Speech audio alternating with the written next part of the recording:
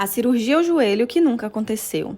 Em 1996, o cirurgião ortopédico Bruce Moseley, na altura do Baylor College of Medicine e um dos principais especialistas em ortopedia desportiva de Houston, publicou um estudo experimental baseado em sua experiência com 10 voluntários, homens que tinham servido no exército e que sofriam de osteoartrite do joelho. Dada a gravidade do seu estado, muitos cocheavam, caminhavam apoiados numa bengala ou precisavam de algum tipo de assistência para se deslocarem. O estudo visava observar a cirurgia artroscópica, uma intervenção popular que implicava anestesiar o paciente antes de se fazer uma pequena incisão para inserir um instrumento de fibra óptica chamado artroscópio e que o cirurgião utilizaria para ver bem a articulação do paciente.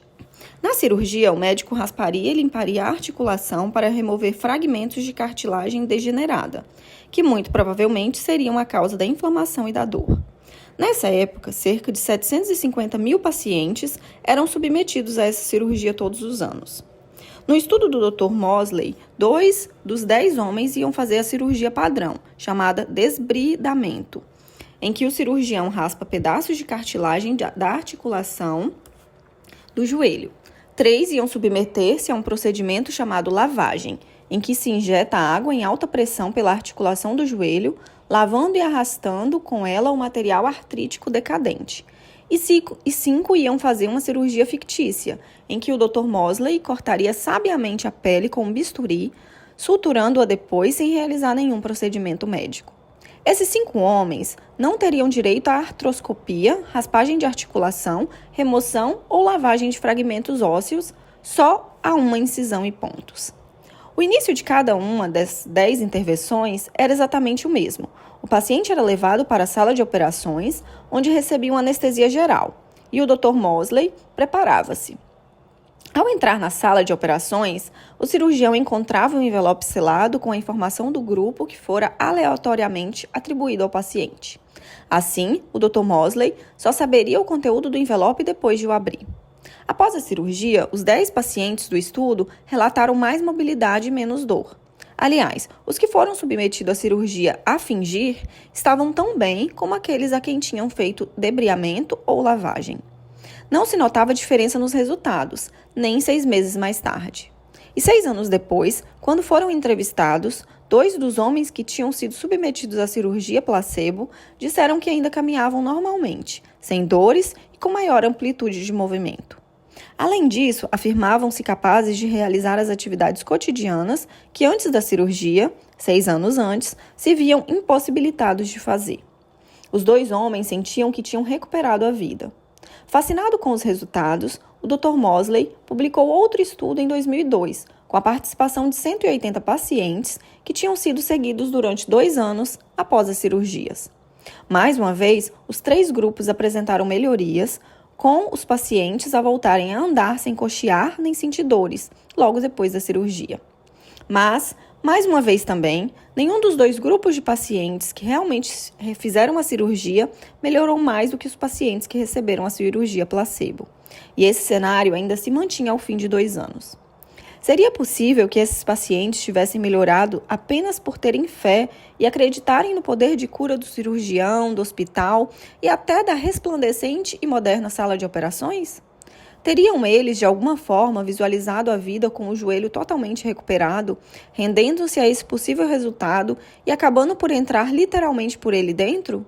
Não seria o Dr. Moseley um mero feiticeiro dos dias modernos, disfarçado com uma bata de laboratório? E será possível obter o mesmo grau de cura perante um estado mais grave que implique, por exemplo, uma cirurgia de coração? A cirurgia ao coração que não aconteceu. No final dos anos 50, 2 grupos de investigadores realizaram estudos em que compararam a cirurgia à angina de peito, que era padrão na altura, com o placebo. Isso aconteceu bem antes da ponte de Safena, a cirurgia que mais se utiliza hoje. Na época, a maioria dos doentes cardíacos submetia-se a um procedimento conhecido como ponte mamária interna, que implicava expor e laquear intencionalmente as artérias danificadas. Assim, se os cirurgiões bloqueassem o fluxo sanguíneo, o corpo seria forçado a criar novos canais vasculares, aumentando o fluxo sanguíneo para o coração. A cirurgia foi muito bem sucedida para a maioria dos pacientes visados, embora os médicos não tivessem provas concretas da criação de novos vasos sanguíneos. Daí a motivação para os 2 estudos. Esses grupos de investigadores, um de Kansas City e outro de Seattle, seguiram o mesmo procedimento, dividindo os sujeitos de estudo em 2 grupos. Um recebia a laqueação mamária interna normal e o outro uma cirurgia fictícia, em que os cirurgiões fariam as mesmas incisões de uma cirurgia verdadeira, expondo as artérias e suturando-as depois, sem realizarem mais nenhum procedimento. Os resultados de ambos os estudos foram muito semelhantes. 67% dos pacientes submetidos à verdadeira cirurgia e 83% dos pacientes submetidos à cirurgia fictícia sentiram menos dores e precisavam de menos medicamentos. A cirurgia placebo obtivera melhores resultados do que a verdadeira. Seria possível que os pacientes submetidos à cirurgia fictícia acreditassem tanto que se sentiriam melhores a ponto de melhorarem mesmo, apenas por terem boas expectativas? E, sendo possível, o que revela isso acerca dos efeitos que os pensamentos, positivos ou negativos, têm sobre o corpo e a saúde? A atitude é tudo. Muitos estudos demonstram que a atitude afeta efetivamente a saúde e até a esperança de vida.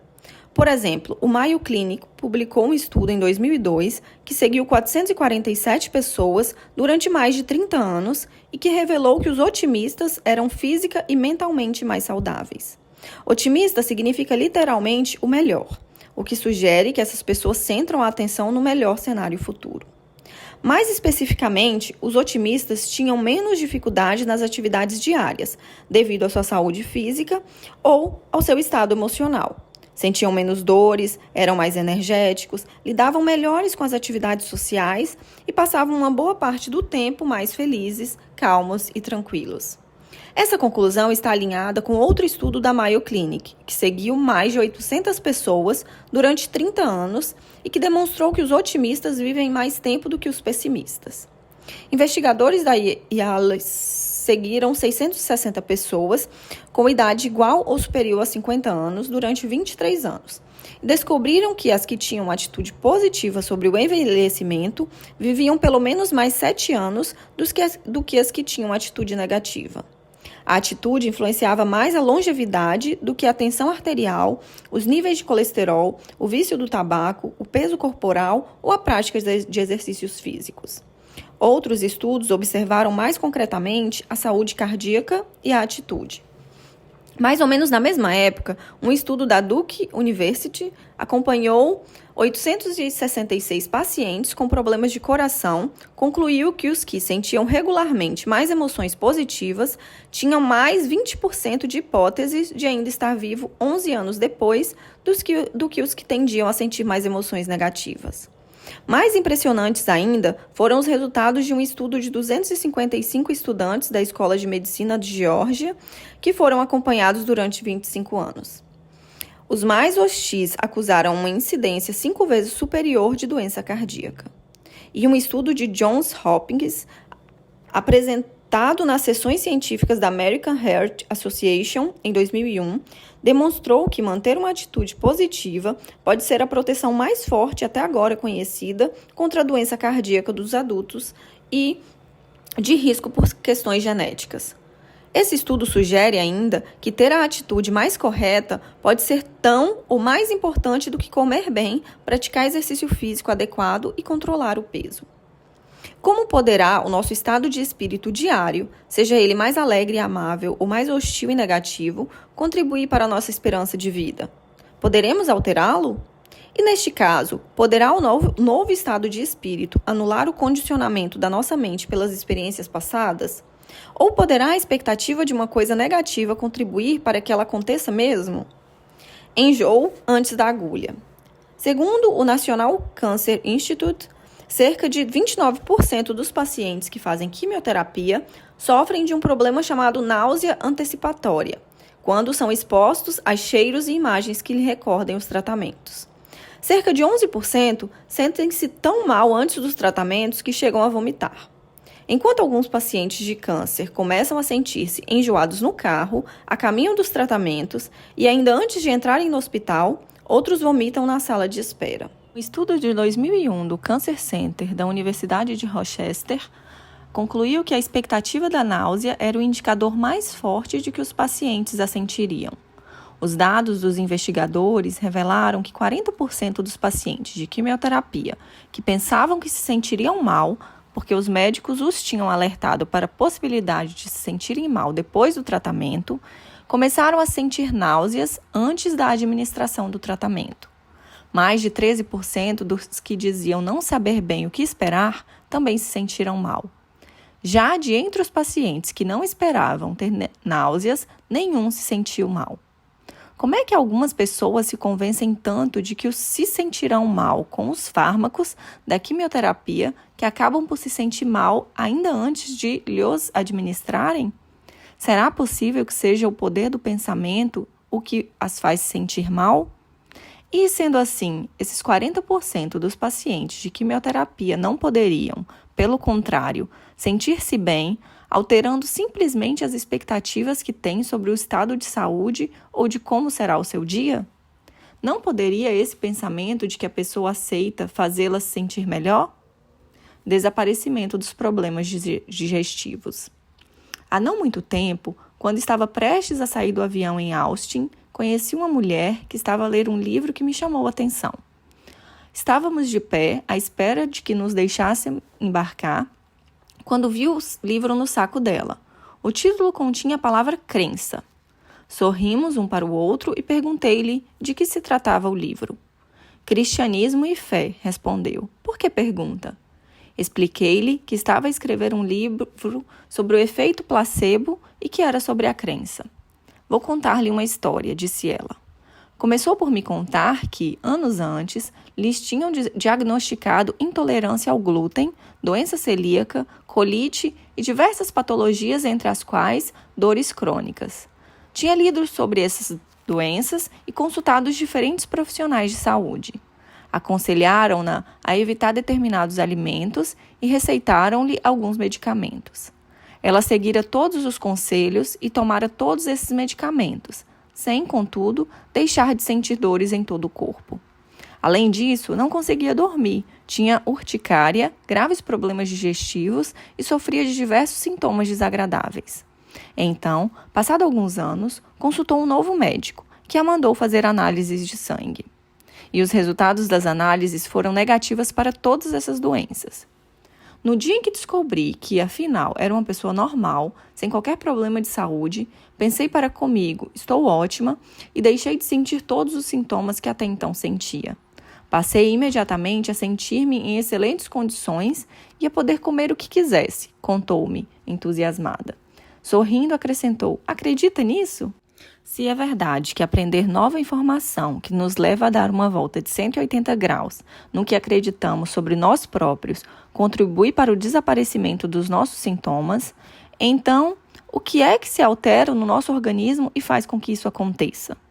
Qual é, mais precisamente, a relação entre a mente e o corpo? Poderiam essas novas crenças mudar realmente as químicas cerebrais e corporais, reorganizando fisicamente a estrutura neurológica da noção que temos de nós próprios e alterar-nos a expressão genética? Poderíamos tornar-nos efetivamente outras pessoas? Parkinson versus placebo. A doença de Parkinson é um distúrbio neurológico caracterizado pela degeneração gradual dos neurônios numa zona do mesencéfalo que se chama gânglios de base, que controlam os movimentos corporais. O cérebro de quem sofre dessa desolada doença não produz quantidades suficientes de neurotransmissor dopamina de que os gânglios de base necessitam para o seu normal funcionamento. De entre os primeiros sintomas da doença de Parkinson, atualmente considerada incurável, destacam-se dificuldades motoras, como rigidez muscular, tremores e alterações incontroláveis nos padrões de marcha e discurso. Num estudo, uma equipe de investigadores da Universidade Columbia Britânica, em Vancouver, informou um grupo de pacientes de Parkinson de que lhes iriam dar um fármaco que aliviaria significativamente os sintomas. Na verdade, os pacientes receberam um placebo, nada mais do que uma injeção de soro. Apesar disso, depois de receberem uma injeção sem qualquer medicamento, metade passou a sentir mais controle motor. Ao realizarem exames de imagiologia aos cérebros dos pacientes para perceber melhor o que tinha acontecido, os investigadores descobriram que as pessoas que responderam positivamente ao placebo estavam a produzir dopamina no cérebro, até 200% mais do que antes. Para conseguir um efeito equivalente com o fármaco, teriam de receber quase uma dose completa de anfetamina, um fármaco psicotrópico que também aumenta a produção de dopamina. Aparentemente, a simples expectativa de melhoria liberou um qualquer poder até ali dormente nos pacientes de Parkinson, que espoletou a produção de dopamina, exatamente aquilo que o organismo precisava para melhorar. E, sendo isso verdade, qual é o processo que leva a que o pensamento por si só produza dopamina no cérebro? Poderá esse novo estado interior, provocado pela combinação da intenção clara e de um estado emocional acentuado, tornar-nos mesmos invencíveis em determinadas situações, ativando o nosso armazenamento interno de farmácia e anulando as circunstâncias genéticas da doença que antes considerávamos escapar-nos ao controle consciente?